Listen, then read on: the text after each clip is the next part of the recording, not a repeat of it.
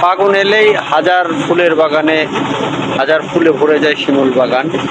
আর হচ্ছে এর পাশাপাশি হচ্ছে ভারতের খাসি অঞ্চলের মেঘালয় পাহাড়গুলো, আর হচ্ছে জাদুকাটা নদীর নীল জল, যে কি যে একটা অপরূপ সৌন্দর্য এখানে উপভোগ করার মতো জায়গা, যে এখানে আসলে মুখে বলে বোঝানো সম্ভব না।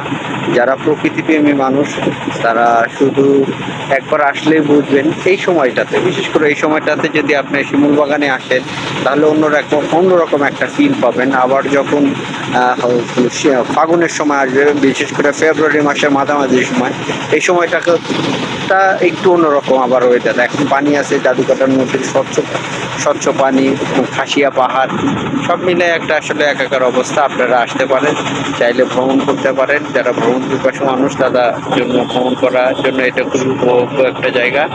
এই যে পুরো প্রকৃতিটা আপনাদের একটু দেখাচ্ছি, দেখে নেন এই জাদুকাটা নদী আর শিমুল বাগান। বাংলাদেশের এক টুকরো স্বর্গ যদি দেখতে চান তাহলে চলে আসেন সুনামগঞ্জের তাহিরপুরের শিমুল বাগান আর পাড়ের টিলাতে।